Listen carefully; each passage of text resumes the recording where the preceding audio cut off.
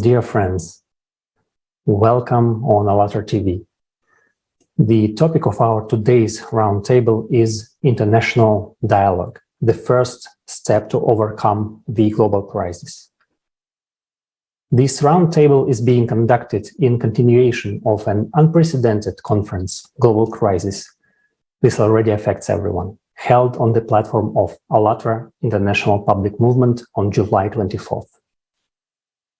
This conference raised an immense amount of feedback and continues to resonate with millions of people around the globe. The reasons for this are the topics raised during the massive online event that was simultaneously interpreted into more than 72 languages, and it was initiated and entirely realized by ordinary people, thousands of volunteers from more than 180 countries of the world, and united millions of people worldwide. The topics that were discussed are the fourth industrial revolution and the threat of mass unemployment due to the digital transformation, introduction of high technologies based on artificial intelligence, rapid depletion of the planet's resources, global climate change, and cyclicality of astronomical events affecting our planet. The most important is that we did not just shed light on the problems, but offered the solutions that are undoubtedly required for the survival of humanity and revival of our civilization. People around the globe heard the truth about the dire situation we are all in right now. And the comments, reviews, and messages in all forms are pouring in because people understand that global crisis we are facing today is the crisis of consumerist format of our society, where profit is the main value. And the message we have to change the way we live and build a creative society where human life is the highest value was once again heard all over the world. And today we continue to talk about these most pressing issues at this roundtable, and we'll talk about international dialogue.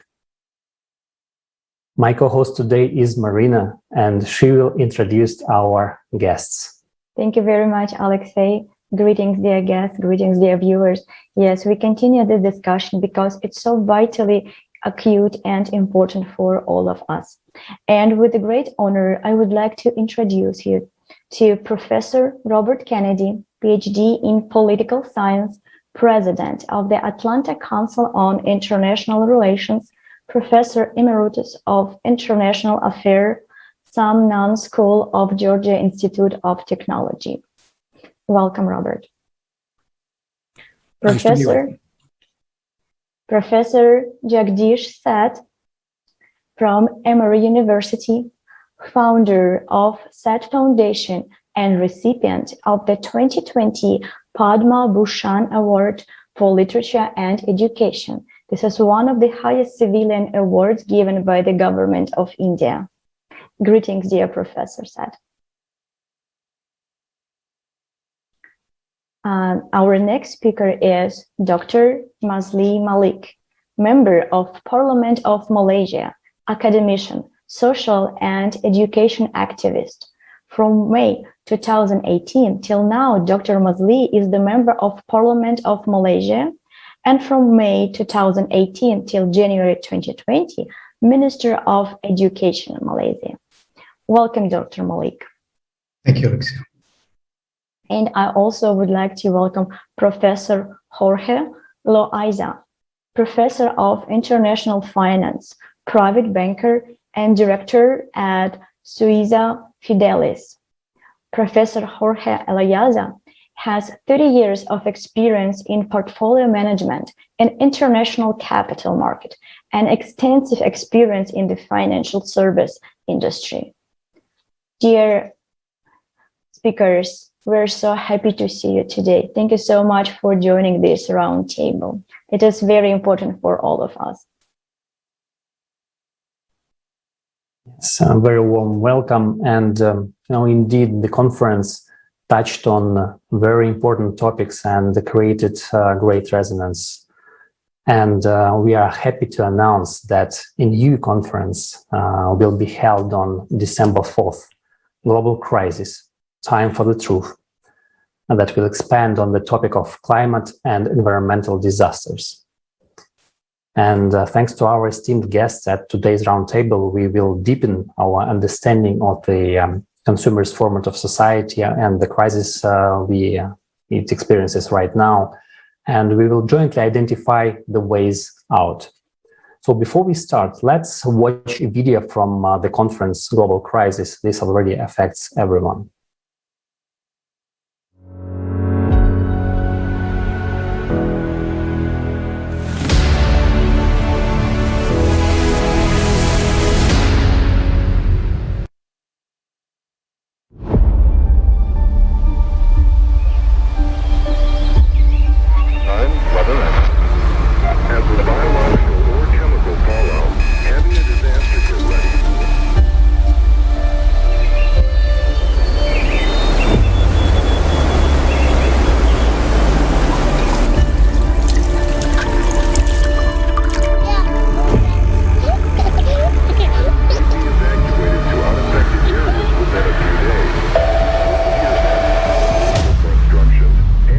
Hello, you are fired.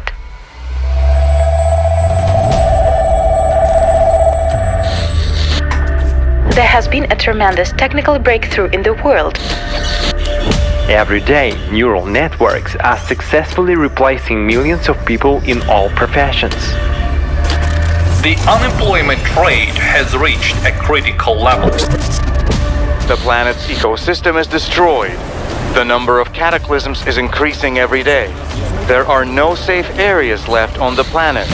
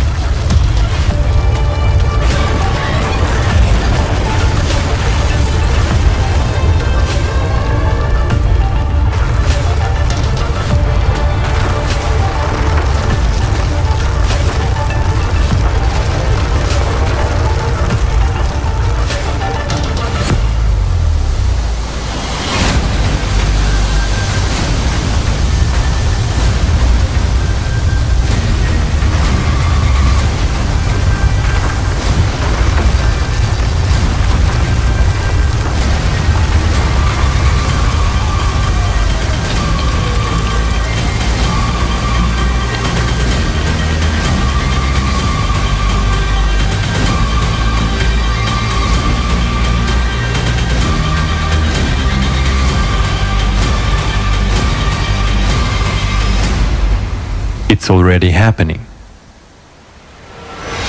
But there is still a chance to change everything.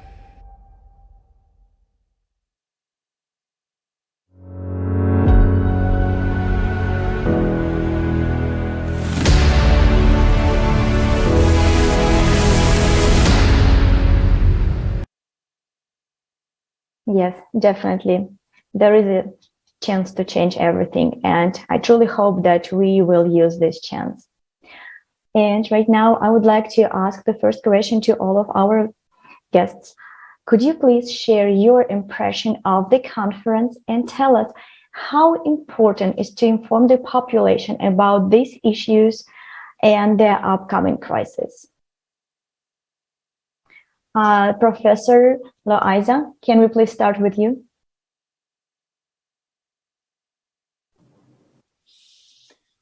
Thanks a lot, Marina. So it's a pleasure to be with our distinguished guests participating in this important dialogue, because it is not only, as you said in the presentation, it's not only a discussion of when, but it's a discussion of this moment.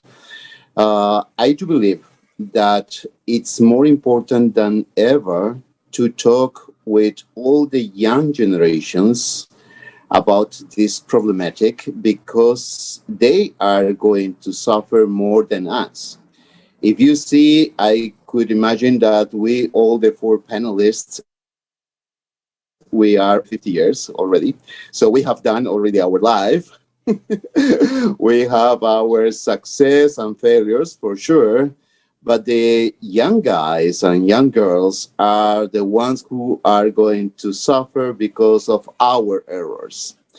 And so I would like to say the following. So consumerism has been in the ADN of the human being for 1,000 years. If we see, for example, the graves of former emperors or former warriors and so on, we are going to see a lot of consumerism. For example, Tutankhamun's grave, Señor de Zipan's grave in Latin America, in Asia, the same thing, etc., etc. So it has been in our ADN, this consumerism, and in our days, it has been exacerbated. So when we were only less than 1 billion people in the earth, or on earth, it was not a problem maybe. But now with 7 billion people going every day to drink a cup of coffee, going every day to wear some sneakers, many of these people asking for new sneakers every day, it becomes a problem. We can argue in a lot of things, economical things, financial things. So everything that we are wearing was done in a factory. It means works, it means jobs, it means salaries. Our society needs that everybody has a salary, but so he has to or she has to produce something. And I do remember with terror, I have to say, my early days at the university when our professors told us with very high happiness about the creative destruction. And everybody, so I am an engineer, we were fascinated with this creative destruction. So I do believe that today we don't have to talk anymore about creative destruction. We have to talk about destruction and how to stop it. We have to talk about it, not to talk to do more of the same, but to stop and say, okay, it's enough of the same. So we have to think new creative forms to stop it. I don't want to go further. I will say that, in my humble opinion, the way to say stop it is education. Education for all our kids, for all our youngs, and I have to say, we the generation of more than 50, we have to relearn lessons. We have to stop acting in the way that we were educated. We have to stop saying creative destruction. We have to stop the destruction. We have to stop the destruction of our environment, our animals, our entire way of life. And with that words, I will be happy to hear the words of our distinguished guests. Thank you, Jorge. I think that it is clear for everyone that by just pursuing profits, we destroyed the planet, and we cannot by any means call it a creative destruction. Because, if anything was created, it was mountains of junk, that now we do not know what to do with, and we will talk about it in depth during the next conference on the 4th of December. So can we ask the same question to Professor Seth? What is your opinion about the conference, and why is it important to bring this information to the public so that everyone is aware of affairs? No, thank you. I think the conference was outstanding. It was almost like a marathon race, but at the same time, very important messages. And I think the conference delivered 4 very important messages. One had to do with sustainability, the way we are consuming natural resources, whether those are agricultural, renewable resources, or non-agricultural. It's not sustainable with the world becoming all of a sudden modern branded consumer products as opposed to the way we consumed before the Industrial Revolution. Second message, I think it was equally important, which was the impact of AI, artificial intelligence, and how it's going to impact society in general, but individuals in particular. Not just in terms of supporting the individuals, but will that take the jobs away? Will there be a substitution effect rather than a complementary effect? I think that was a very strong message. World-class scholars talked about that one. The third one that I focus on is the increasing economic disparity. It's getting so large, not just on income, which is what we measure in economics, but on wealth. And I think this is one that's going to haunt us as we go forward. And I think it was a very strong message at that conference that economic disparity that created since Industrial Revolution, but more importantly, since the first energy crisis in the 74, 78, the rise of the private equity capital, for example, and how private equity began to ramp up, focusing on shareholder value as opposed to societal value or shared value. I think that's a very key area, and we need to refocus back again, hopefully in this particular dialogue. And the last area had to do with international relationships. Social media are bringing the world together. Events happening anywhere in the world, you know instantly what is happening. And what does that happen in terms of labor mobility, refugee problems, etc. So I think the conference was done very, very well. And I was really impressed, informed several of my colleagues through my social media that they should watch. And if nothing else, I'm so glad, Alexei, that you are going to have another conference on December 4. But at the same time, the old conference had so much of interesting comments and solutions that it could be replicated or repeated again. So I was very pleased with the conference. Thank you very much, Professor Seth, for your feedback. It's very valuable for us. And the next speaker that I would like to ask is Dr. Malik. Could you please share your impression about the conference? Thank you, Marina, and respected, distinguished speakers, panelists. I would consider this conference as a brilliant idea, and I would say it's a magnificent approach in dealing with the current situation. I feel very grateful to the organizer for inviting me to share some of my thoughts with other respected speakers.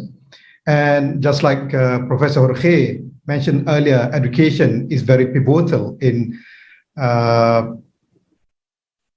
dealing with the current situation that we're living with. But the most important thing, it just reminds me of Farid Zakaria's book, 10 Lessons for a Post-Pandemic World, that he has written last year after a few months of the lockdown that the whole world experienced.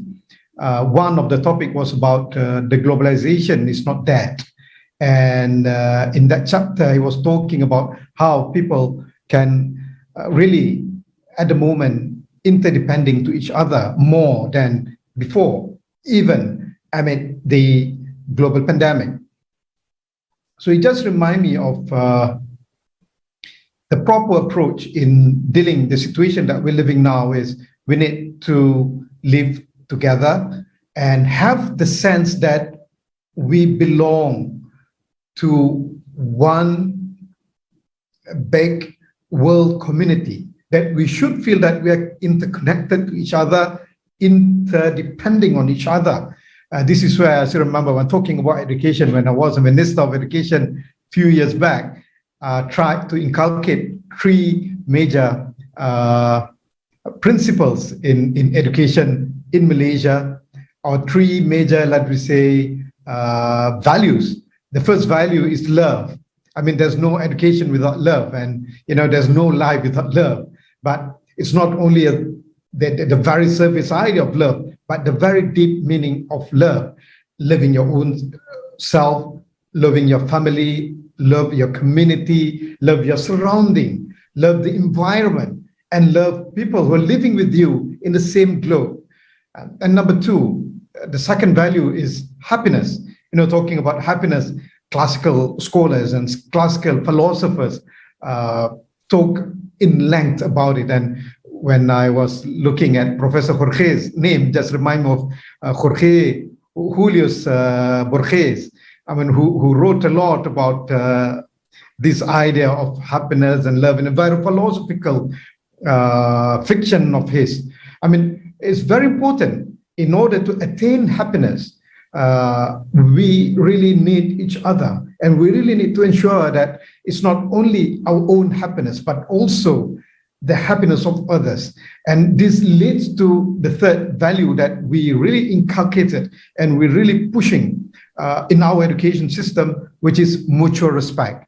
This is where we need to respect others before we demand others to respect us. If we respect others, we would think, we would put ourselves in the same shoes of others, and we would have a higher sense of empathy before we do a lot of other things. And with that, I trust that we can avoid a lot of calamities, a lot of destructions that we're experiencing now. So these three major elements that we preach a lot in our education system and we embrace a lot in our education system. But with the change of government, I'm not sure whether they're still implementing that. But what I really want to emphasize here is, it's a blessing. I really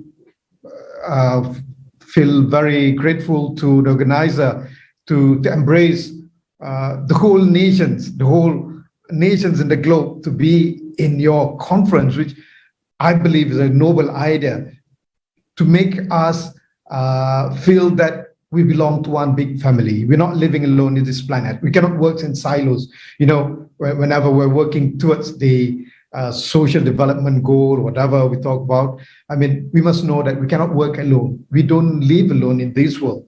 We are interdepending on each other. We need each other. It's not only about ensuring the continuity of well-being of our own community or society or our nation, but it's about the whole global family that we're living with. So thank you. Thank you very much, Dr. Malik. I fully agree with you that right now we're living in a world that's so small on one side, and technology even make it even smaller. And it's so easy for us right now on one side to start this mutual dialogue and definitely find a way out of all this crisis that we're facing right now. And thank you again very much, dear speakers, for all your answers.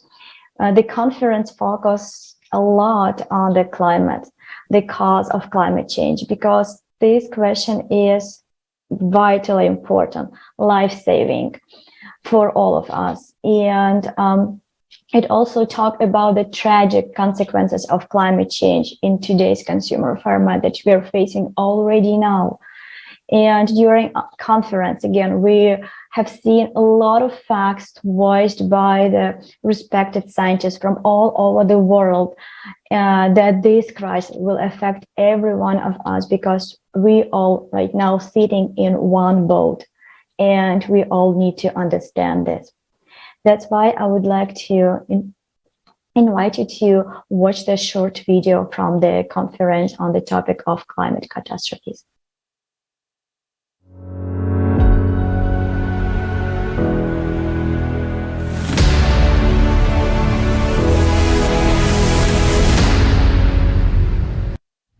Summer of 2021. Fires, floods, hurricanes, and abnormal heat waves. What is happening to the planet? You are used to hearing that global warming on the planet is due to human activity. The truth is, the problem is much more global than that, and it is rapidly gaining momentum, and there is nothing we can do to control it. The reasons for what is happening are within the planet, which has entered a period of global cataclysms.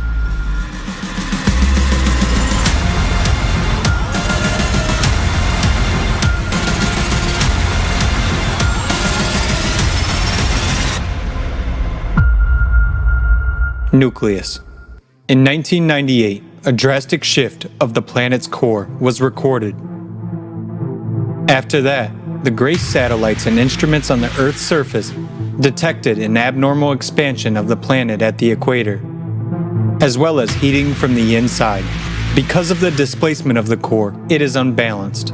With its vibrations, it creates shock waves, which are manifested on the surface of the planet by increased earthquakes and cracks on the Earth's surface.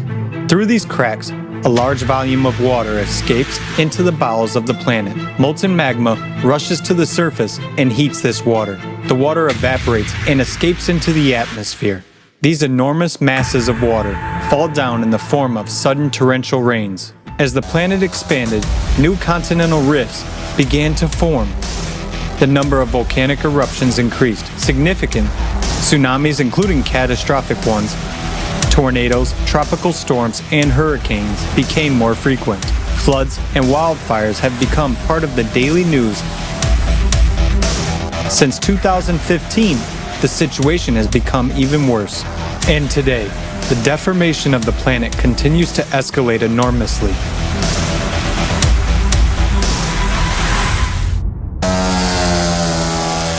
Earthquakes.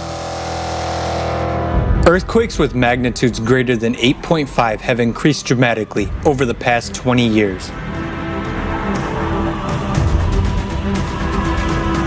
Since 2003, synchronization of seismic noise began, which means that the Earth is preparing for a mega earthquake. According to scientists, it will occur in the Japanese archipelago and will have a magnitude of more than 10. Which is 32 times stronger than the 2011 Tohoku earthquake of magnitude 9. Entire countries could disappear from the face of the earth at any moment. Volcanoes. Since the beginning of the 20th century, the number of powerful volcanic eruptions has doubled as a result of growing internal energy of the planet. There has also been a steady increase in the strength of eruptions and the amount of ash and lava that has been released. Today, about 600 million people live near active volcanoes, capable of destroying entire cities at any moment. And every day, the probability of these events is only increasing. Glaciers. Greenland and Antarctic glaciers are losing 3 times more mass than 30 years ago. We are told that global warming is the cause. We are not told that the glaciers are melting from the bottom up because of the intense release of heat from the Earth's interior. For example, Antarctica is only melting on the west side, where there is a huge magma chamber. Greenland's glaciers are shrinking for a similar reason. Obviously, man has no influence on what is happening. World ocean. In 2019, the temperature of the world's oceans rose 0.075 degrees Celsius above average. This may not seem much, but in fact, the numbers are catastrophic. The energy for such heating is equivalent to the explosion of 3.5 billion atomic bombs dropped on Hiroshima. And this energy came from the very bowels of the Earth. Melting of the sea ice and expansion of the warming water has caused the sea level to rise by almost 15 centimeters in the last 30 years. And this is just the beginning. There has also been an increase in the number and power of storms, as well as a significant acceleration of currents. Hurricanes, tornadoes. The year of 2020 broke all records for the frequency of hurricanes and tropical cyclones on the planet for all time. Because of increasing humidity and rising temperatures, the intensity and number of tornadoes has increased. They have become more frequent, where they used to be rare. Since the 1950s, the number of tornadoes in Europe has increased tenfold and continues to grow.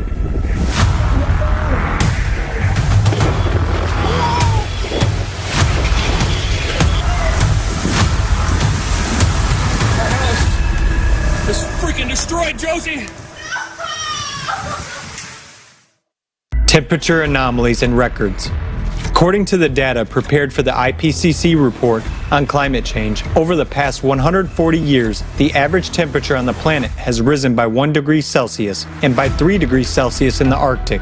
And we can already see the catastrophic consequences right outside the window. The period since 2000 has accounted for 19 of the 20 hottest years on the planet in the history of meteorological observations.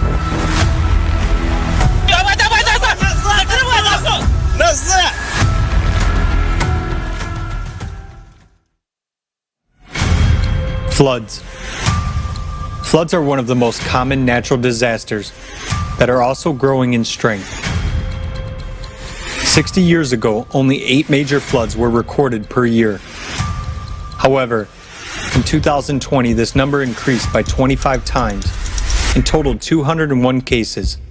Moreover, they began to occur synchronously, affecting several countries at once.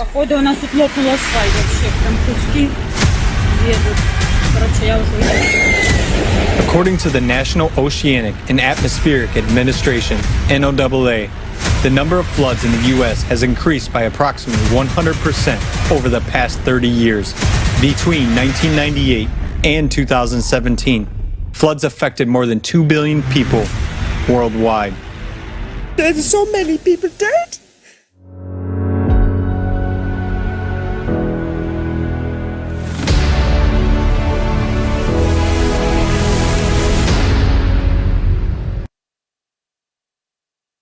Well, as we can see, we are all in the same boat, and in order to survive, everyone has to start rowing now. And we would also like to thank all of you for participating in the conference, and also Professor Kennedy. We thank you for your contribution and your participation also in previous events. And can you please tell us why, in your opinion, is it so important to inform the population, everyone, about what is really happening with our planet? Well, thank you very much for the opportunity to speak once again at one of your conferences. I find them extraordinarily informative, and it's a great pleasure to be with you again. I want to take a minute to talk about a few things that have already been discussed, if you will. First of all, the issue of consumerism, which I find fascinating. We all have been subjected to what we can consider to be consumerism, the desire to acquire more and more things that perhaps have less and less relevance to the quality of life. I attribute that more to what I call human greed. I think greed, it's not consumerism per se, but it is the greed that drives consumerism and the desire for profits. But profits in and of themselves are not bad. It is, it's with the money that is derived from profits that drive investment in important things that can mitigate many of the problems that we have today. It's investments in health that allow us to deal with the pandemic and to deal with it in a very fairly efficient and quick way compared to other pandemics that we've experienced throughout human existence. It allows us to communicate with each other and overcome some of the differences and begin to understand concerns of other people. So technology per se and investments in technology are not bad. My concern is the overwhelming greed that drives that investment and the impact of that. And what that means is that today, for example, we have 8 people on this planet that have money equal to almost half of the rest of the people on the planet. Now, that imbalance drives concerns among many, many, many people. It drives problems domestically, where there are disparities in income between the rich who are getting richer and the poor who are stagnating, and the middle class who are also stagnating or growing at a very small rate. This causes domestic problems and turmoil. Similarly, internationally, when you talk about, for example, purchase power parity, where we're talking about what a basket of goods can buy, the difference between the richer nations and the poorer nations is growing. And it is growing in a dangerous way. An example is the average person in a place like Luxembourg has purchase power parity of about $118,000 a year. In Burundi, we're talking about $720 a year. So you can see this disparity is going to perhaps cause conflicts between nations, among peoples within nations, and these things absolutely need to be addressed. And this is what I think one of the great values of what Alatra is trying to do internationally this is one of the great values that you are performing. I also wanted to pick up on a couple of ideas that were expressed by others. It will be the youth that can do this for us. This group of people that were sitting on the planet, as some of you have already mentioned, we're at an age where many times our ideas are fixed. But the young people have open minds. As the Minister of Education, I'm sure Dr. Malik knows exactly what I'm speaking about. They have open minds, they have concerns, and they are interconnected like ways that we were never interconnected. They are growing commonalities among people. They can make changes that we probably are not able to do. So it's going to take that kind of leadership, leadership among the young who try to understand what's really going on, what you are pointing out here today, the problems we're having climatologically, the problems that are caused by artificial intelligence, the problems that are caused by income inequality, and so many other issues that we have, dealing with migrations, dealing with countries that are going to actually be submerged below the sea level, and transportation of those individuals to other areas on the globe. We need young people that are able to do that are well educated in the problems, that they have the moral courage to do what is right, not necessarily always what is expedient, which seems to be what has happened today with today's politicians, whether you're in an authoritarian country or whether you're in a democratic country.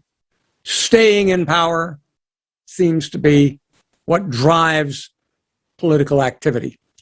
We need leaders that will overcome that and realize that we do, as Marina said, all live in this same boat, and we all need to work together. And it is not impossible.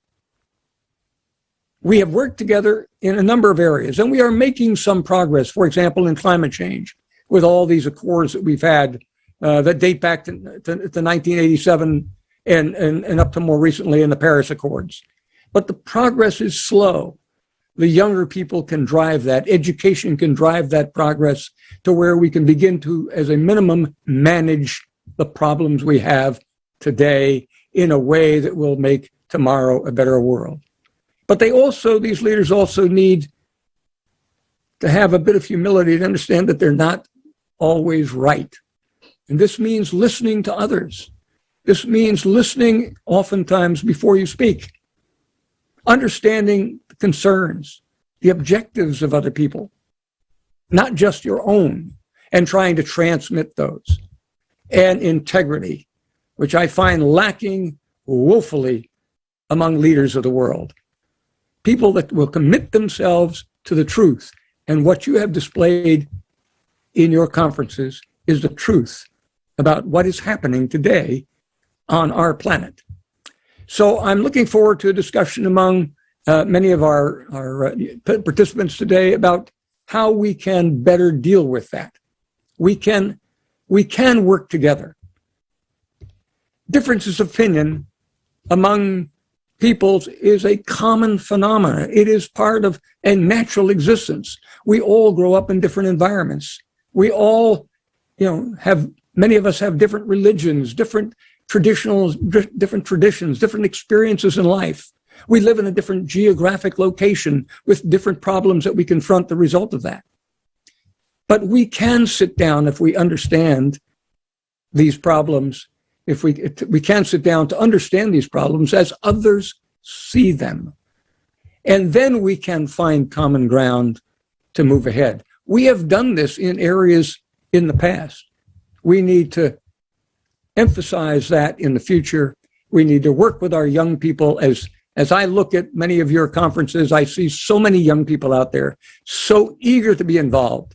I encourage them to grab the leadership of this planet and drive us forward in a way that is conducive to a better human condition.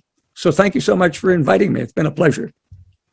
Thank you so much, Bob. It's true. Thank you. There are so many young people right now involved in all the ALLATRA project. And at the same time, we also have so many great, wise people that represent all the generation, that showing the example how to act, that sharing their wisdom with us. And I definitely appreciate all of you today, so that you joined today and will share with us your knowledge, because the situation that we're facing right now is very difficult, and we all need to roll up our sleeves and work together. Thank you very much again for your comment. Yes, thank you. And, you mentioned also one important thing, that there are steps that are being made that, for example, after each catastrophic event, all countries agree to promote solidarity and mutual help. However, the implementation of these agreements remains very weak, and so the national interests prevail. But with what is coming, no single country will be able to cope with. And this is why it is vital to establish the dialogue between the countries to solve this situation. And to establish dialogue, we need to get to know each other. And this is why it is important, I guess, to show this international aspect, that we are all the same, we're all experiencing the same things. And another very important topic that you mentioned was the inequality and the disparity between different countries and different social stratum. And also, Professor said in your speech at the conference, you talked about economic inequality and how it is detrimental to us. Can you please share, in your opinion, what conditions need to be created in a society for prosperity and positive development to happen in every country? Can we reformat the economic system already today so that not the earnings, not the profit comes first, but human life? No, I think you're absolutely right. Professor Kennedy made a very articulate plea, and I think we need to think about that one. Business is a good force if it is channeled in the right direction. It's not the activity, but its mission. What's the purpose of business is very important. 2-3 quick comments I will make. First of all, the business of business has to be more than business. It is not the profit-seeking or shareholder value that should be the outcome by which business as an institution is measured going forward. It was not the area, actually. Surprisingly, this focus on profits and capitalistic gains has happened only recently, because in the old days, during industrialization, families who started businesses lived in the communities in which they had organized the business. The community gave their resources, which would be the land, access to water, whatever they were, and they generated in industrial products, etc. As they were all in the same community, the customers were there, suppliers were there, employees, of course, there, and they lived in the same neighborhood. Their children went to the same school, and they all went to the same faith or the church. The church was a great equalizer. So you had this very informal engagement between employees, suppliers, community, and the owners of the business. That went away when the leaders of the business began to move toward capital markets, such as New York, London, Tokyo, Shanghai, wherever they go, and they began to think only about profit as the only sole motive of business. This has resulted into something that is absolutely astounding, in my view. The largest capital created in the last 25 to 30 years, since the great energy crisis is where I mark everything in the 80s, for example, now exceeds $160 trillion, owned by private individuals, not by sovereign funds, not by corporations, but by private individuals. They're very good about investing. So if you take $160 trillion and average into all kinds of investments, that's a 10% return, which is very conservative and very doable. They are earning $16 trillion, which is bigger than most economies in the world. So private wealth, personal wealth is creating more wealth, and therefore the coefficient of lowest wealth to the highest wealth is increasing even more rapidly than the income. My own view is that I think all of this can be resolved very quickly in a number of ways. First of all, we are encouraging large corporations to move away from capital markets. So they're not constantly under the pressure of the analyst or the investor community, but they look at the holistic reality of the community itself, of the employees themselves, suppliers, 5 stakeholders essentially. Second one, of course, is to create wealth, but it is shared not only just with the shareholders, but also with the community at the same time, other stakeholders. And that's very doable. I mean, we used to have cooperatives at one time where employees owned the company. We used to have employees owning the companies other than cooperatives, for example. We had many mechanisms. I think we can go back to some of the mechanisms where wealth is not concentrated to the owners only, but the ownership itself is distributed among everybody necessarily. I think that's very key. I think capitalism is a great force, but it is like a wild river. It has to be banked by some norms, values, etc., so that it becomes useful to the society, which is how the Niles River, which is very important resource, but when it gets flooded, it floods everything, and I think one can bank it properly. I studied psychology and statistics, and I'm more into consumer psychology. That's my discipline primarily. And I learned that Freud was a great thinker. He talked about the power of id. Id is an energy. To me, capitalism is an energy. Then you have the ego. Ego is the individual who uses that energy and can actually become self-destructive by what Professor Kennedy just mentioned, greed. So how can you make sure that the ego, which is the entrepreneur, uses that energy, the capitalism, as a force for the good of the society, which is why we came out with a super ego, or in the institutional shaping, public opinion shaping about what is a good business behavior and what is not a good business behavior. I think that can be done. So fundamentally, 3 things are possible. One is to move away from capital markets, so you're not constantly under the pressure of the investors and the analysts. Second thing, of course, is share in the wealth as you create the wealth, not after creating the wealth and then say, let me start a foundation and my foundation will do all the bad things that I created, correcting for those. I think it's a part of the DNA of doing business, sharing in the wealth from the time you create. And the third one is actually mutual cooperation between the business and the government.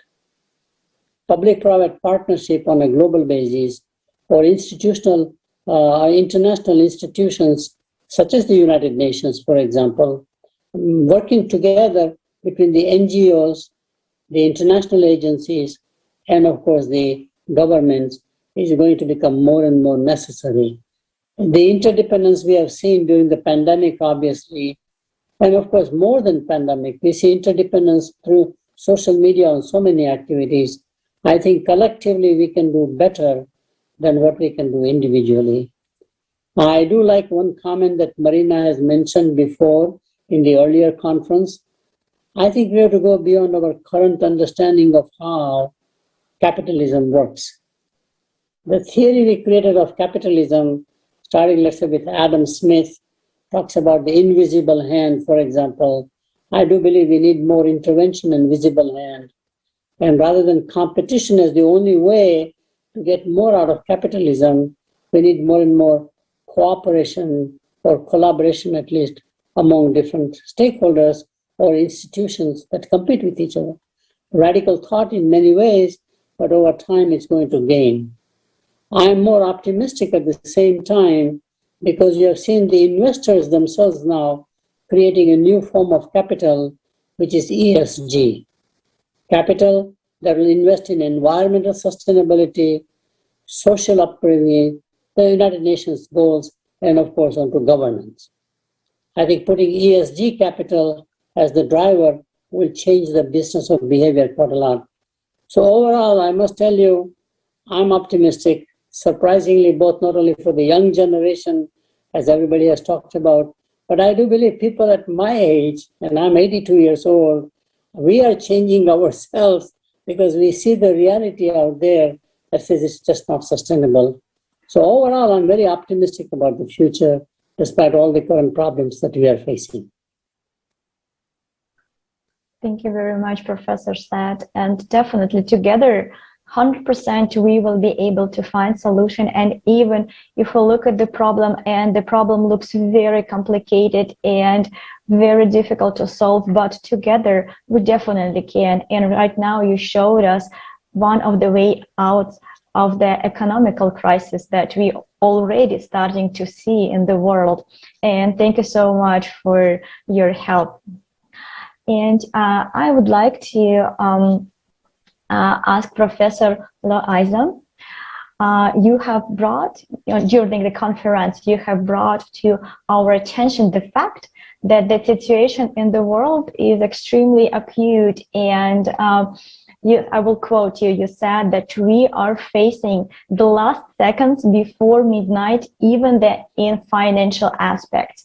We are making billionaires, trillionaires every minute, but they are few compared to the hundreds of new poor that we are making every second. And this dangerous situation is aggravated by impending climate disasters. And how do you think, how will the climatic crisis affect the financial system and the situation in the world as a whole if major catastrophe occurs? Do we have maybe any mutual financial assistance between countries, any kind of treaties or? So the financial industry is really very aware that all the climate change is affecting our investments. So I can see that it's not only because of the financial aspect, but it's also because many of my colleagues in the profession are realizing that, as all the other distinguished members of this panel said, we are in the same boat. And I will say that after seeing the video that Alexei and you, Marina, show us, we can only quote John Donne in his poem of the For Whom the Bell Tolls, saying that after all what we have seen, therefore, we must not seem to know for whom the bell tolls. it tolls for thee.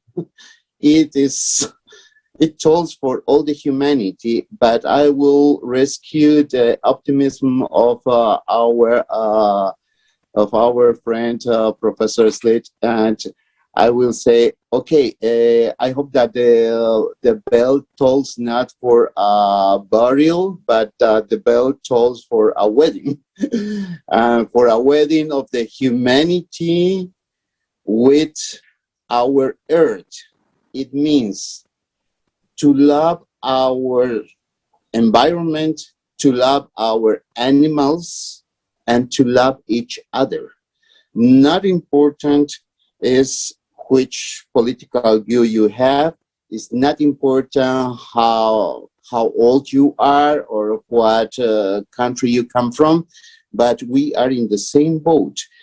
And to coming back, I am not going to go into many philosophical discussions or discussions, but everybody in the financial industry realizes that we are facing very big distortions. How it's possible that the economy is not doing very well, so the real economy, but the capital markets are in a very unbelievable stratospheric bull mood. So every day, in the last weeks, we have seen how the Standard & Poor's 500 is getting higher and higher and higher. So that's it's a Molotov cocktail. It's going to explode in our hands. So it's not possible that it could continue. So at the level of the financial industry, everybody is very aware, even when the Standard & Poor's is going higher and higher, very aware that a crisis is in the making. A crisis is going to come very soon. And I do believe that big players in the world are realizing also that. For example, in the last hours, so the government of China did said, okay, now we are going to put more emphasis in redistribution. So what Professor Kennedy told us about greed as a motor of what we are living now, and it's coming from the 80s. So the famous Gordon Gekko character of Wall Street film, who says greed is good, I do believe that is not anymore an icon, but it gives us so the answer of the youngs in the sense of greed is not good. Greed is not good, and we have to start to think about that. And I will say that I have found in the financial industry a very practical solution to what we are living in terms of inequality and what we are living in terms of to use in a responsible manner capitalism, as our professor said, so to use it as an energy. And I will point it in very few words. You know, the Swiss the Swiss law has a very interesting chapter or regulation that says something like that. You cannot earn much more than the average people in the same position as you. How it works in the real world. So you are the owner of a financial company, but you cannot put in your payroll your own salary higher than if your position were filled with an employee. So it means that you cannot go with salaries of $200, $300, or $400 million. So for the Swiss guys, it comes not into the question. So you have to earn the same as you were a normal employee.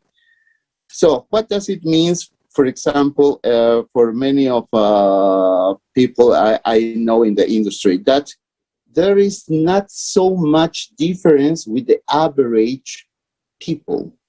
It's very interesting to see, for example, what comes into in the Swiss society. In the Swiss society, there is not such big difference between the average employee and the average executive or the average owner of a business. So I will say it doesn't solve all the problems, but it's a very good start. If we put that there cannot be open roads to go into this big disparity of the income of the people, that's a very good start. And if we put that also with education and not seeing capitalism as an evil, but as an energy, but as a positive energy, and if we put greed aside of the equation, we could start to say, okay, tolls, or better to say, bell tolls, but it's not a funeral. Bell tolls inviting us to a celebration of love, a celebration of empathy to each other, a celebration to save our environment, a celebration to save our animals. Because how the people treat the animals in order to go into this consumer society, it's terrible. If you see how chickens are treated for these chicken factories, how cattle is treated in order to give us the barbecue of the weekend, and so on, we realize that our world is not going good. So we need again to put, as the other distinguished members of this panel said, greed at the side. We have to use the energy of the capitalism, and we have to use education.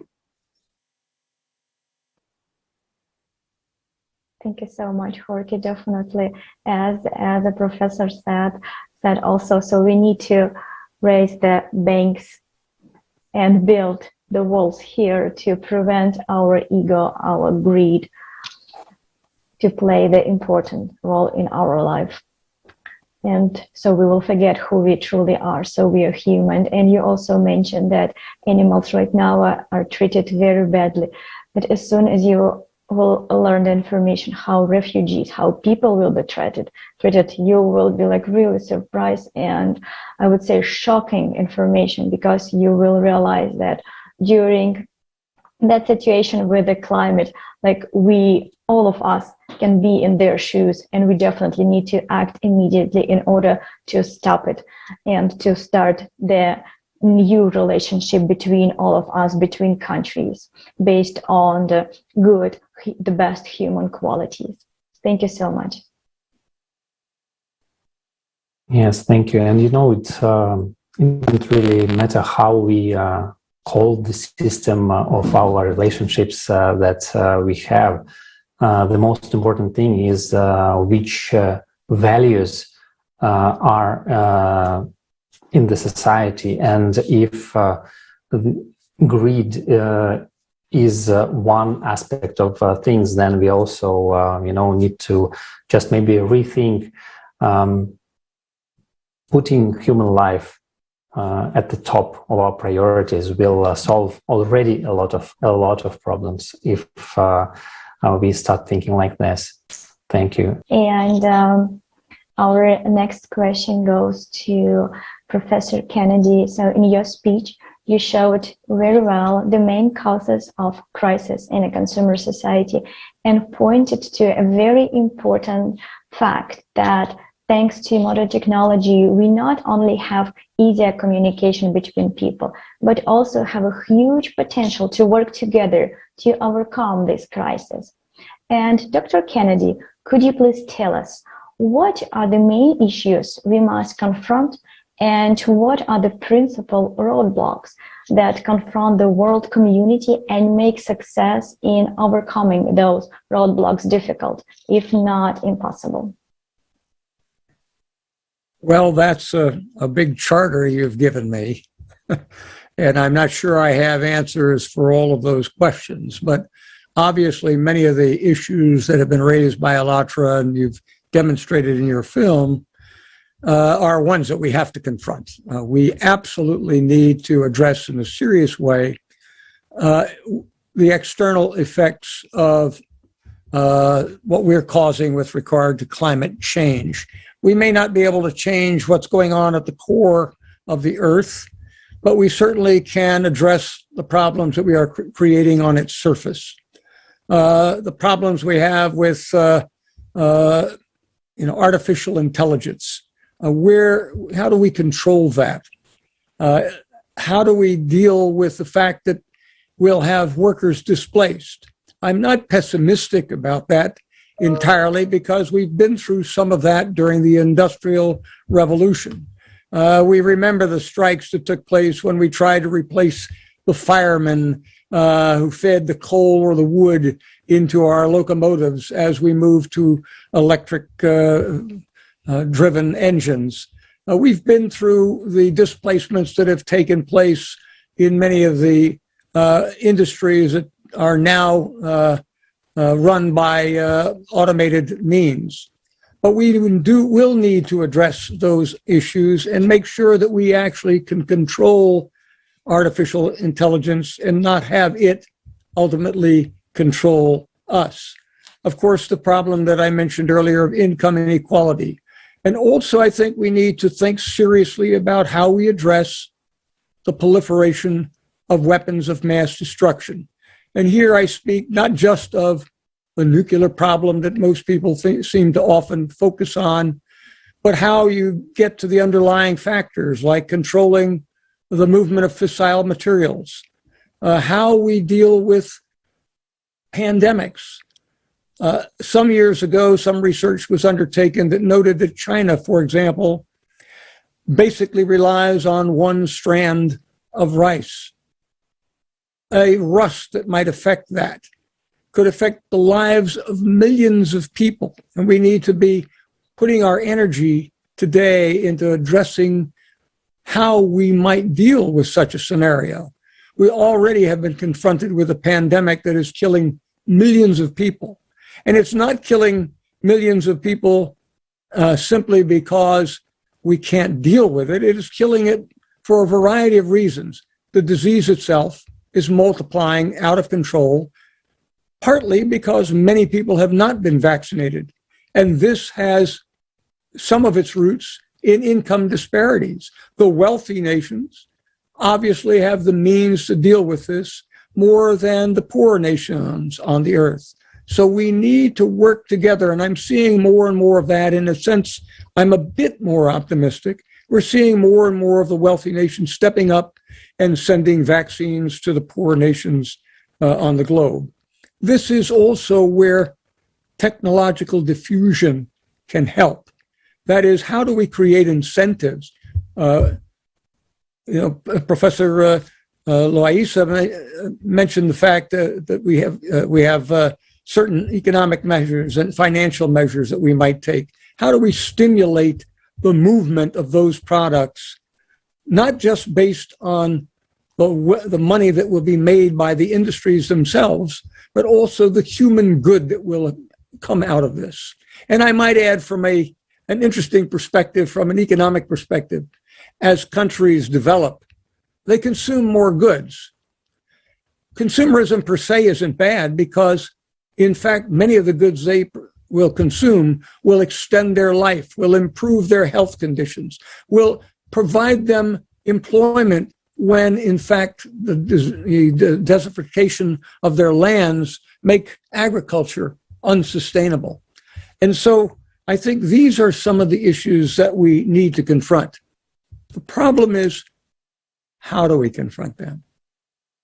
We have always, as human beings, focused on ourselves or on our tribe or on our clan.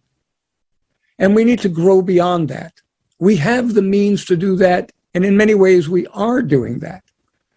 Technical advances in communication and transportation have grown a global community. I can listen to what my friend in Bulgaria is concerned about immediately. I can Zoom with him and he can explain that to me in ways that I could never understand sitting here alone and isolated on the continent of North America. I have a greater variety of information coming to me via the internet, which I can immediately get a feeling for concerns that others have, objectives that others have. And this enables me and will enable younger generations to work together to overcome the traditional human condition where ideas differ and they result in conflict. Now, I may not be as optimistic as Professor Seth is or some of the other people, because conflict has been a normal human condition for as long as man has inhabited this planet. But we do have the means to overcome that. And I think moving away from concerns about ourselves and about simply making money and looking more at how we can contribute to the betterment of people's lives around the globe will be a first step. And I might add, I sense a little of this during the pandemic. People are reassessing what the quality of life really means. Does it mean having a fifth television or a third automobile or the biggest automobile or SUV I can buy? Or is it enjoying more time with family, enjoying more time with friends, learning more about what other people think? I think we're seeing that, and we're seeing people beginning to reevaluate what life is all about. And in that sense, if that will continue, and I am not certain that it will, if that will continue, we will have made a great stride in working together to address the problems that the globe confronts today. So thank you very much. Thank you so much, Bob. Thank you again for emphasizing the core problem of our society, the consumer format in which greed and desire for profit, to reach the maximum profit with any cost, is dominating, and dominating in every person, almost in every person on earth. It doesn't matter how old are you or in which social status you are right now. So that what we learn from the first day of our life, to go even further and further, to reach more, just to in order to become the one who will be the alpha, the one who can dominate. So, but we are human, we're actually more than that. So we just need to, as you said, put a lot of effort in our education. And for most of all, we need to change our own behavior, because we, as adults, we know better than our children. They learn by imitation. It doesn't matter how many hours a day you will preach them, they will copy your behavior. So and we need to bring to our society, bring those best quality, make them popular, and really grow a new world. Because right now we definitely only have two choices. Either we go to the direction of a creative society, the modern society in which human life stays on the first place, or unfortunately, we will run down the cliff. And definitely, we don't want to choose the second path. The consumer format is bring us to the tragedy, and it's cause to all, that's the cause of all of our problem that you voiced today, dear speakers. And Dr. Malik, in your last interview on ALLATRA TV, you talk about the value of human life and that every human being has an enormous potential for the transformation of a society, the foundation of which must be a humanity and the moral upbringing. Could you please tell us about the importance of unification? Can we cope with upcoming crises alone as one country or even continent? Or maybe do we need to unite and find a solution together? Thank you, Maria. I think it's very interesting to look at humanity. I still remember talking about education and being asked in several interviews about the ultimate goal of education. You know, if you look at the classical philosophers, when they talk about knowledge about education, they will say that the ultimate goal of education is to attain happiness. But yes, but the definition of happiness there is not a mere, let me say, condition of feelings or the inner condition of, you know, when you feel happy. No, it goes beyond that. When even I still remember, not only Aristotle, but even the second teacher, Farabes, when he talked about politics, he also mentioned that the ultimate goal of the virtuous state is the attainment of happiness. And this goes back to my idea of education. As I remember, I've been asked many times about the ultimate goal of education. I would say that education, the ultimate goal of education is to humanize individuals. You know, you need to inculcate the humanistic values within individuals. That is the core of education. If you thought education is only about, you know, achieving academic grades or achieving flying colors of your certificates or getting good grades in exams or whatnot, I think that is not education at all.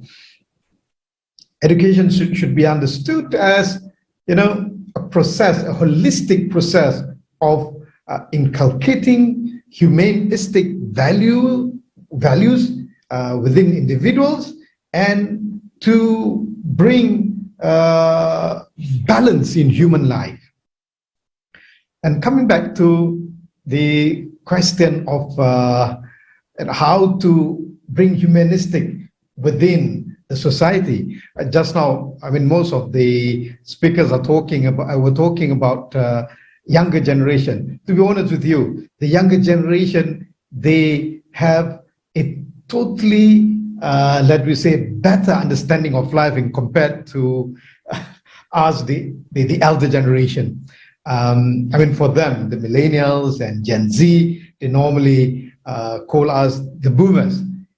Even the Gen X, like myself, who's not yet reaching the 5 series, what we call in Malaysia, they would call us as boomers, and you know, which for them boomers understand the world in quite different way than how they look at the world.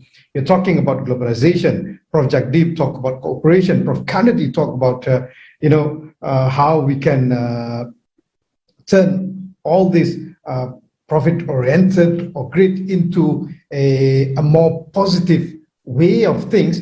Mind you, and you'll be surprised that all these kind of things is part and parcel of the discussion of the younger generation. I mean, the millennials, we look in the workplace, they have no loyalty, unlike what we have gone through. You know, we stick to one profession or one company throughout the years. But unlike them, I mean, the gig economy that becoming very popular and widespread amongst the younger generation, especially, and also during the pandemic and post-pandemic, gig economy will be dominating the world, represents how the younger generations, the millennials, look at the very intricate world that we're living in could be simplified. So, and oversimplified, not only that. So if you're talking about globalization in a very positive way. We're talking about how we could work together. You'd be surprised that thanks to the internet and thanks to the artificial intelligence and big data, whatever, this younger generation could perceive things far better than how we look at it, and they can coordinate amongst themselves. You know, the other day I was in a discussion with a few others about big data and whatnot, and one of the presenters who, amongst the millennials who consider himself as hacker, has shown to me the world of hackers, in which totally different from the surface world that we're living now. You know, and most of the things that happening in the kind of dark web, in the kind of gig economy, in the kind of, you know, the underworld, which actually dominating and crafting what's happening on the surface, it's really interesting. And for these people, this younger generation, I think they are there. The only thing is we need to guide them. And this is where I think most of the younger generation, they're lacking of wisdom. I think due to the love that we have gone through and due to the age that we have enjoyed, I think we have some kind of wisdom. And this is where the younger generation needs from us the guidance of the wise elderly generation. And I would say that when you're talking about how we could get those people to coordinate themselves, to cooperate themselves, yes, they have that very idea. And sometimes you find that this younger generation, they love challenges, and due to the non-patient attitude that they have, due to the computer, due to the technology that we're having now, you know, the device, the handphone that they use has taught them, not only the millennials, but even even the younger generation, they have no patience. But with that, I think it comes along with all the positive things. I'm not trying to deny the negative things that come along with that impatientness of the younger generation attitude, but also all the goods. Just like grit, when you say that there is also a positive phase of positive side of grit, when you have grit for love, grit of doing good things, grit of having more humanity, grit of contributing more to others, that is good. I mean, but again, I mean, we need to inculcate to the sense of humility. If we have humility, this is where you will have the sense of love more. You have the sense of mutually respecting others more. Without humility, you will find a world where you feel that you're living alone, you're feeling very selfish, and the sense of superiority upon others, and which is really bad. Thank you. That's all for me. Thank you so much, Dr. Malik. I'm a concerned parent, and I know exactly what dominates in children's minds, what kind of values, what kind of quality, because it's just like it's enough to look at who their role models, and you will understand why, like you mentioned, they are lacking in wisdom. Of course, they will be. What kind of information they get from the social media, from TV, from cartoons, from video games. And I think it's our responsibility as a parents, as adults, it's not to build the walls and to hide them from the negative impact, but to be the change that we would like in a society, to create the that kind of condition in which human can develop, the personality can develop holistic, like you said, and we will not have that kind of information that damage our minds and corrupt our minds. So we definitely, and this is our responsibility to create such a society. And right now, I would like to offer you an excerpt from a program with the participation of Igor Mikhailovich Danilov, The Future. It affects everyone, and you can watch the full version of this program on ALLATRA TV. For me, this excerpt was very eye-opening, so that's why we picked for our today's roundtable. So let's watch it all together.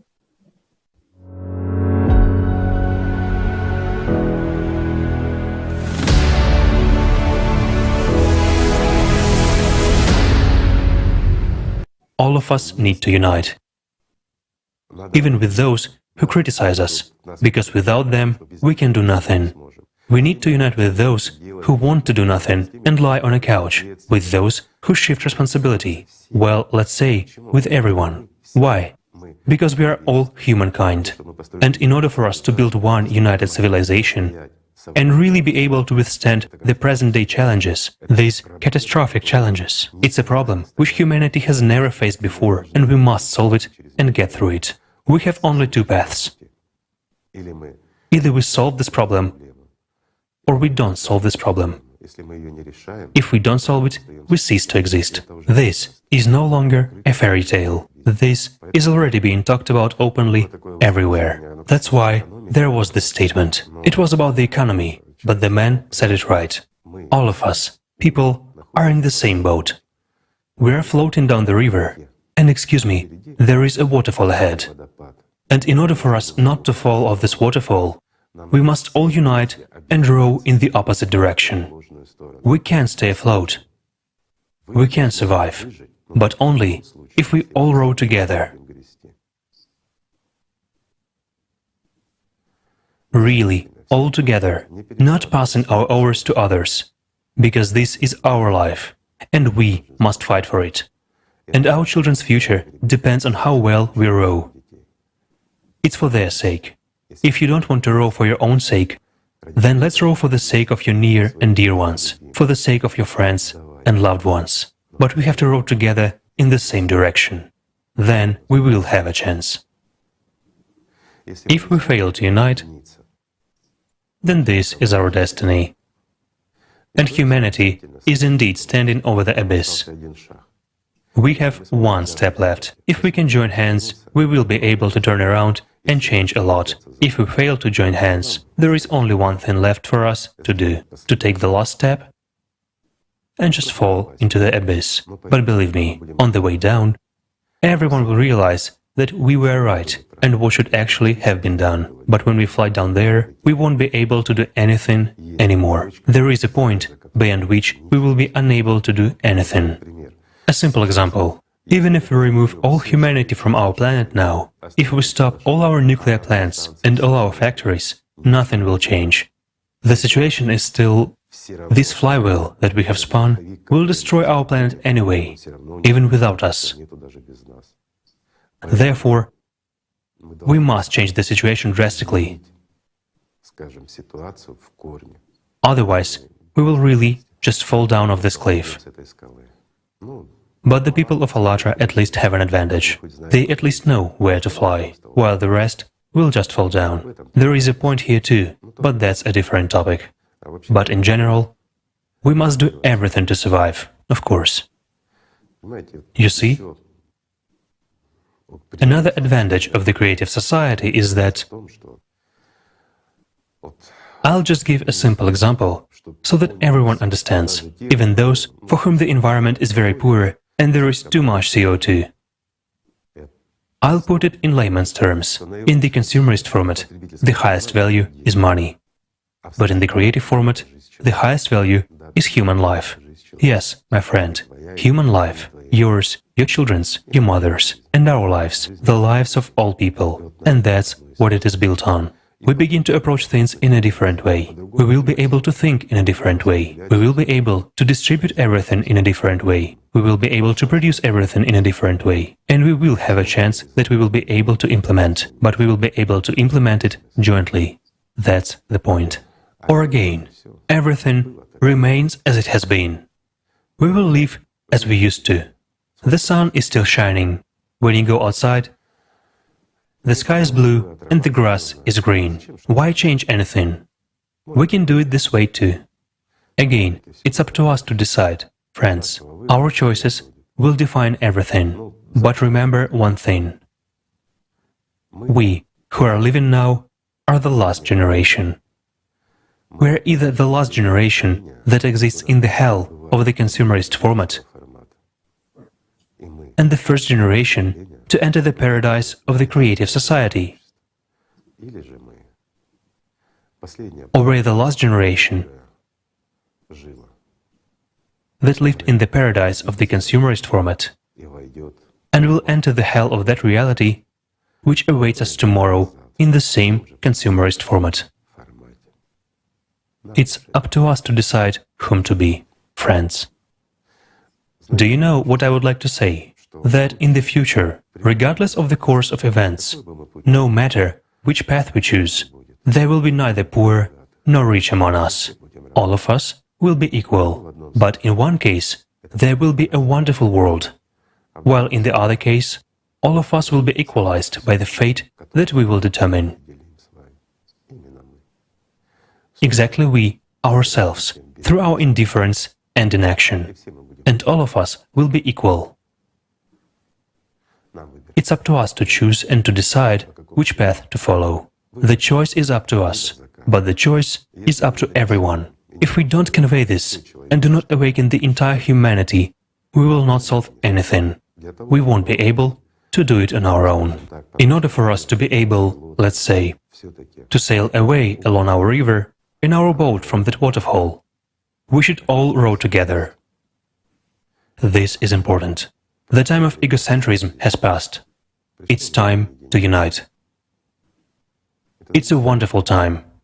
It's time for everyone to mature and treat one's life responsibly. It's time to choose who you are, a human or an animal. If you are a human, you are a part of our entire civilization, the entire humanity. If you are an animal, then without you, we will become animals too. And the choice is up to everyone, whom to be and whether we will live or not. You know, like in the classic, to be or not to be. And everyone makes this choice now, every one of us. Or doesn't make it. But the outcome will be according to our choice, according to the choice of each of us.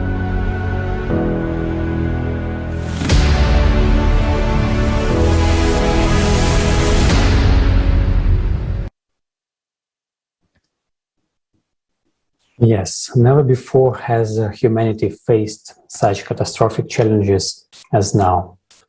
And as Igor Mikhailovich said very clearly, we are really in the same boat, which rushes inexorably towards the waterfall. And our future and the future of our children and grandchildren depends on how we synchronize our actions and start rowing. So the last question we would like to raise today is the responsibility of each individual for the future of our civilization and for changing the format of society from consumer society to a human society, to a creative society. Professor Kennedy, as you said, the world will not change on its own. What do you think each of us can do to confront the daunting challenges that lie ahead, and what are the actions we need to start with? Thank you very much for that question. You're absolutely correct.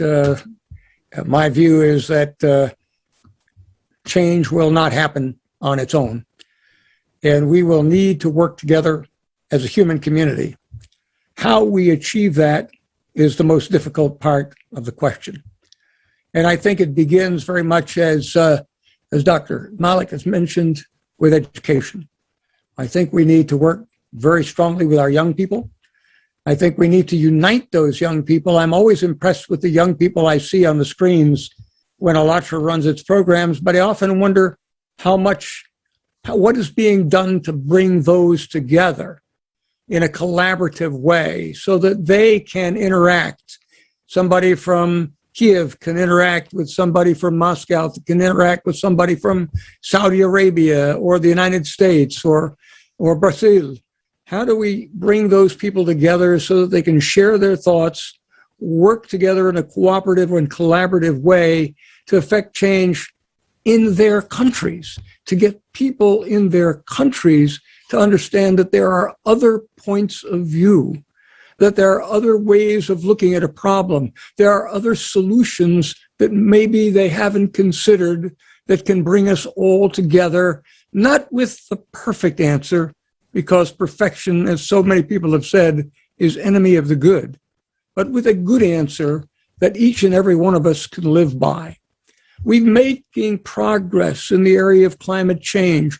You think of things that date back, several years ago, almost 30 some odd years, to things like the Montreal Protocol, followed on then by the UN framework for the Convention on Climate Change, followed by Kyoto in 97, and then the Paris Agreement, more recent Paris Agreement. We have got almost all of the nations of the world working together. We haven't solved the problem, but we are working on it.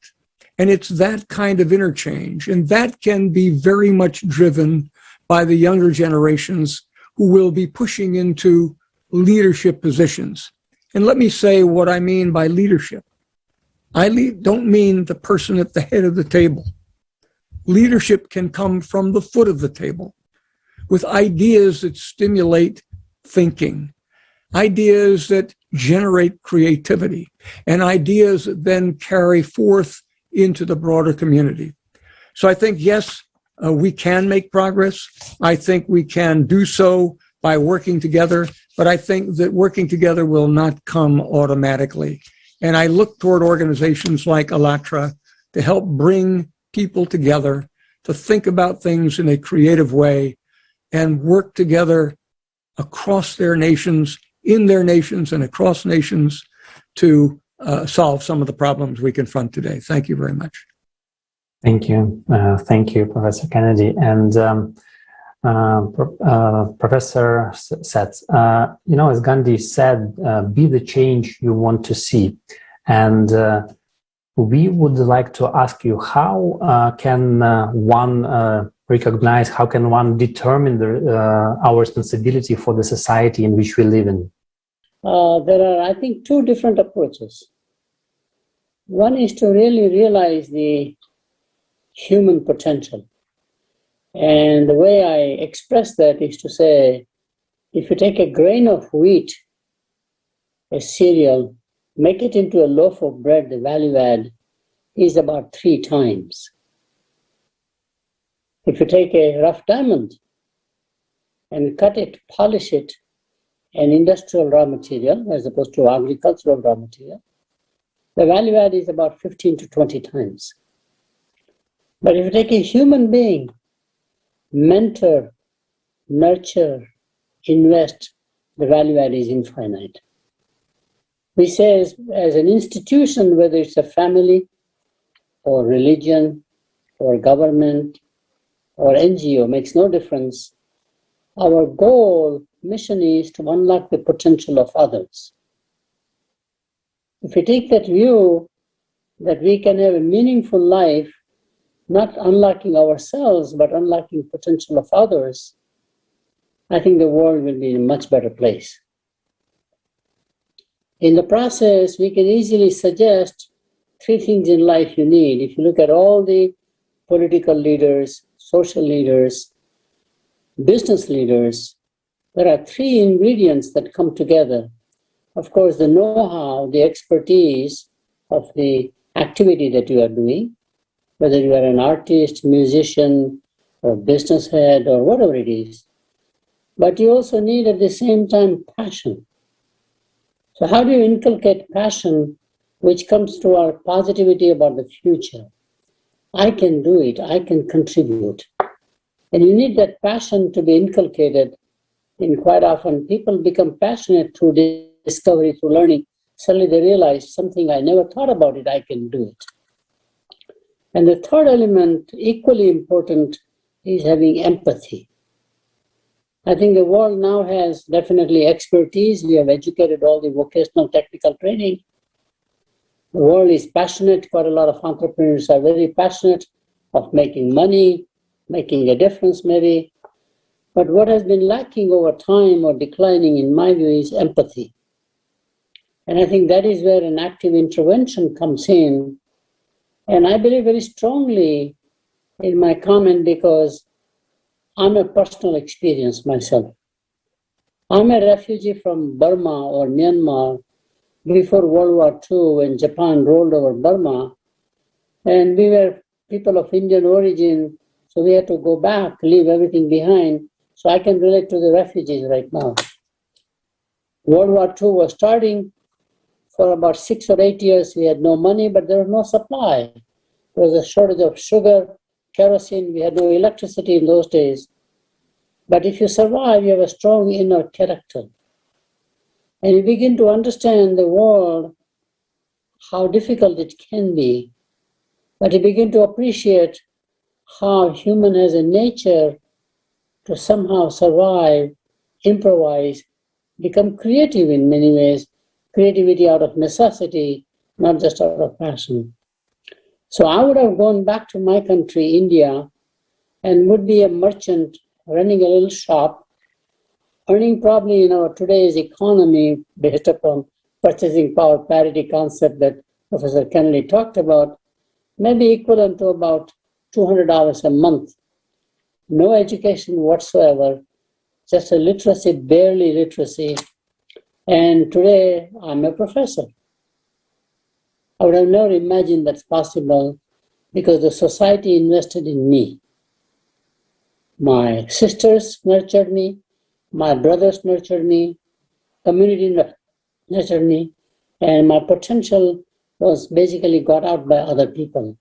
I think we have to learn that one lesson and be positive about, and that's what we do in academic world. As professors, we unlock the potential of other human beings, our students, our colleagues, whoever they are. To me, that's the sign of a leader. Leader is in the business of unlocking the potential of others, either at a national level or at the individual level. And a second comment I wanted to make, maybe a tangential but appropriate. Over time, I have found with lots of advice and consulting to very large corporations, very wealthy individuals as coaching, that the more you make money without meaning becomes meaningless. Most of these people, after earning lots of money, feel very lonely inside. And surprisingly, if you're not given back while you are earning, not when you retire after accumulating wealth, but as you earn wealth in some fashion, earn income, they find themselves, society isolating them also. Society believes that you are here to, as a greed, take money from us, societal resources for your own benefit, self-interest, rather than contributing toward other interest also at the same time. So doing well by doing good is not the concept you believe in. And surprisingly, the society isolates the people. They're very lonely. They're very lonely inside. And some of them, therefore, commit suicide in the process after having what we would call a materialistic success. Or we educate to say, find something that you can give back. And there's an overwhelming evidence, I'm belaboring the point, but hardworking executives, when they retire at age 65, suddenly say, I want to play golf, and I'll be in a golf country club. And after 4 months, 6 months, they feel lonely because their whole identity was around the position, the corporation, the entity they belong to. And there's an overwhelming evidence that within 18 months they die. Losing self-identity. If you lose your self-identity, you yourself are going to go downhill, which is why greed is very self-destructive phenomenon. It is not good for you either, not only not good for the society. So to me, I think educational institutions or family as an institution has to inculcate the values of empathy and passion in addition to learning the literacy, the 3 R's of learning. as we try to do in the academic setting. Thank you. Yes, thank you so much. And, we've touched upon many topics, and of course, the values should be everywhere in society right from the beginning. And it is important to show the way to talk about these things in order to change things in our society. And we can ask also Professor Loaiza what will help all people start this mutual dialogue and speak boldly, honestly, and openly, just like you said, that the bell already told us. So what should all of us do? So I do believe that the answer is what you are doing. I find the ALLATRA initiative one of the most effective uses of technology, uses of humanity, in the sense of all of you are volunteers, and what you have done is really remarkable. So I will say that what you are doing is the answer to your question, but if I can say something related to the current times, it will be the following. In the last weeks, so we were all in the world amused, and we see with great expectation the space race between Musk, Bezos, and Branson. So bringing people to the outspace, the first person who pays for a ticket in a spacecraft and the like. And everybody in the world was wondering how these people in such a small artifacts could go for some minutes or whatsoever, but they could go in a very orderly way and cooperative way. So they go to the space and come back. So guess what? So we are 7 billion of cosmonauts in one spacecraft called Earth. So what we admire in these 4 or 3 people in those spacecrafts, it was order, cooperation, politeness, empathy, etc. So we could do the same in this spacecraft named Earth. And I will say that these things are possible because of people like you in ALLATRA trying to put together people with education. That's the valuable asset in this world, as Professor Malik says.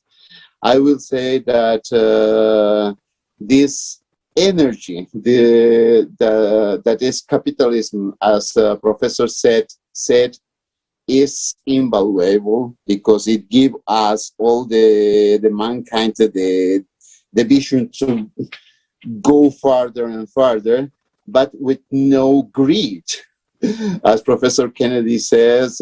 So we can fix a lot of things in the surface of the earth, not the things that are going inside, but we have to be very aware of these inequalities. So rounding all these concepts, I will say that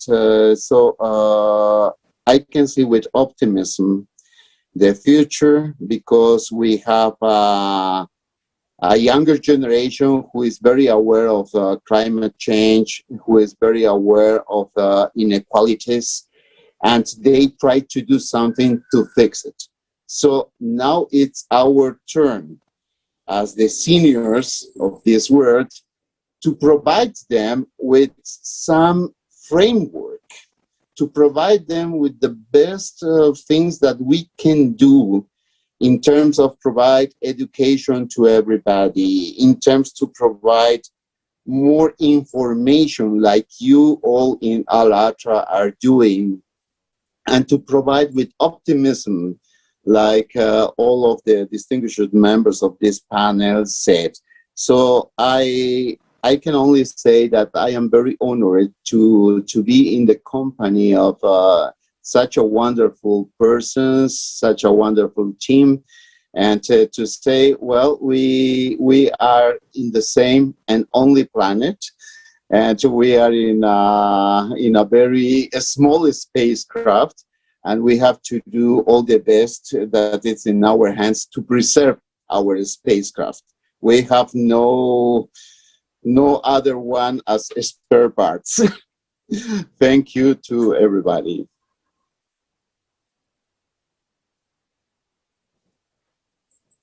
Thank you so much, Jorge, for your kind words, for your support. We really appreciate it. And definitely another thing that consumer society taught us is not how to act, but how to shift the responsibility. We are sitting still and waiting and hoping that somebody will come and fix our mistakes, our problem. And if he or she will not be able to fix it, that we will blame. We will shift everything on his or her shoulders. But right now we need to grow up. We need to recognize that and act on our own initiative.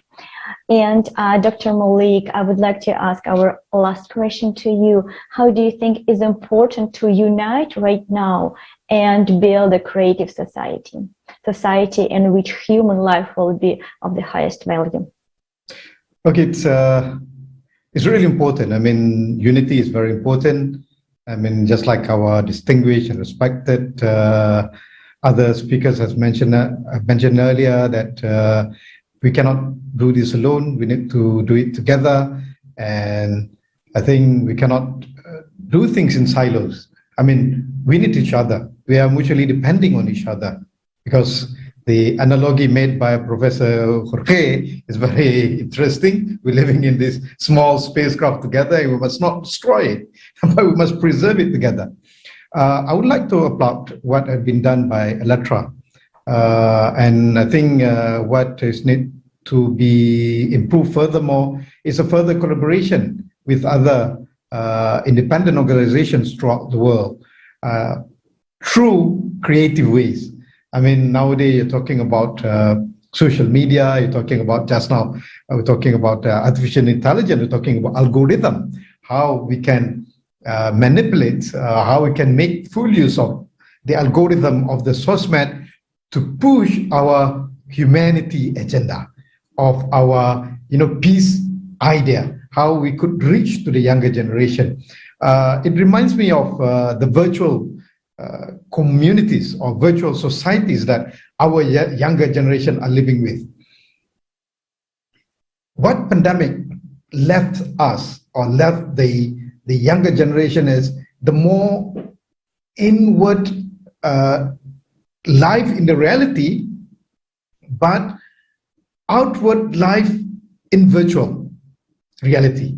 I mean, although they're stuck inside the house due to the lockdown, due to the pandemic, but this younger generation, they are communicating with their friends throughout the globe, be them in Kiev, be them in Kuala Lumpur, be them in DC, be them in San Antonio, or wherever they are, either through gaming, they have their games community, Roblox or Minecraft, PUBG, and whatever online gaming they're communicating. I still remember my 12 years old son telling me a lot of things about climate change, about this and that. I asked him, where did you pick those things from? When he was only 10 then, he said, oh, it's through the internet, through the YouTube, through the community that I belong to. So what community you belong to? During our time, you're talking about secret society or gangs, really frightened the parents. But nowadays, even as small as 10, 12, they have their own community and society in their virtual world. And it's not always bad. Sometimes it might be their gaming community, or maybe the entertainment community, or sports. Just imagine the English League has its own audience throughout the world. They're communicating with each other. And as you remember, when few racism incidents occurred, either in the football field or outside the football field, people are talking about it, and people are reacting towards it. They abhor and they condemn the racism incidents and whatnot. These kind of things. We should further, let me say, making full use of it or dominating the sphere by pushing forward our humanistic agenda. And we need, whether we like it or not, Electra and other friendly organizations to Electra, we need to outreach the celebrities, whether you like it or not. They have their own, global audience. Just like the K-pop, the K-pop artists. I mean, it's mind-blowing for me to see. In the past, it's just the Korean K-pop means Korean pop celebrities, artists, singers. You know what I mean? Be them the singers, the bands, or the drama or the movies. It went worldwide. It goes beyond the Hollywood movies. It goes beyond the typical Western celebrities, singers, and actors. I mean, I just imagine these celebrities and the like of others.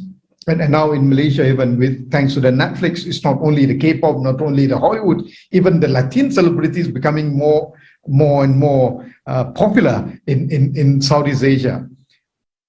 They have their own influence to the community. So this is where, if we are really concerned about pushing our agenda forward, the humanity idea, humanistic idea, we need to convert them to be part of us. We need to get them into our bandwagon to share this idea of sharing, caring, mutual respect, and talking about loving each other and spreading the word of love. I mean, I trust you find a lot of people who are sharing this kind of passion. They only need people like us to leave our comfort zone and tap their hearts and tap their minds. And I mean, the kind of the event that we're having today, I trust should be watched and should be viewed by others throughout the world rather than our own audience. I mean, especially among the younger generation. And talking about younger generation, Professor Jagdeep talking about India, there's one movie which is very popular in Malaysia by Amir Khan. The title is Three Idiots. I really encourage our speakers and our friends to watch that movie, and even our audience. I mean, it talks about the younger generation and their issue of identity. You talk about identity from Jagdeep just now. I mean, and how we, the boomers, the elder generation, have different thoughts on how our children should live. I mean, we have our own idea of what happiness is all about, what life is all about. But the younger generation, they have different approach in looking at how the world should operate differently from how it was handled by the previous generation or the elder generation. And this Three Idiots movie is about college students who try to pursue their ambition, try to pursue their life differently from the expectation of their parents. And it was based on some kind of true story of one guy who's now, living as inventor in Ladakh, which he found his happiness there. I mean, I strongly encourage everybody to watch that in order to understand our younger generation. And I think finally, my final word is to say that we need to spread this idea and this passion that we share together in a more creative way through a larger audience. And thank you again. Thank you, Dr. Malik, and thank you for these inspiring words of support. And I would like just to mention that, we've spent countless hours by inviting celebrities, actors, top CEOs of many companies that were also mentioned today. And we still continue to really do our best to invite these people because all the millions of people that trust them, trust their opinion. These opinion leaders, they're responsible for these people. And now it is time for them to come out and say how the things are and that we have to unite because we are on the same boat and this concerns everyone. The fame will be of no use if we don't have a ship to sail on, as Jorge said. If this ship breaks, then it doesn't matter how many prizes you have or how much money you have, because we are in the dire straits. And this is why we invite again everyone who is listening, and please spread the message that on December 4th, 2021, another conference, Global Crisis, Time for the Truth, will be held everywhere online on the platform of ALLATRA International Public Movement. And we invite everyone who understands the importance of spreading this message of unity in order to save humanity. And thanks again for everyone today for all your opinions. It was really inspiring to see that there is this synergy between people from different countries. And as Dr. Malik just said, we can gain also a lot from synergies, not only between different countries, but intergenerational cooperation to learn from each other, because we are all a little different, but the same. All our aspirations are the same, and we've learned this during the 10 years we've been doing social surveys, asking people what is this world they would like to live in. So thanks again, and I'm passing the word to Marina. Thank you very much, Alexei. And indeed, today the world is changing at such a great speed, and the climate crisis is spreading so rapidly that it's already obvious for everyone. And only by coming together, only by uniting, we can overcome these difficulties. And in closing, I would like to express my gratitude to the distinguished guests of today's International Roundtable for your invaluable example, your insight, your support of creative society.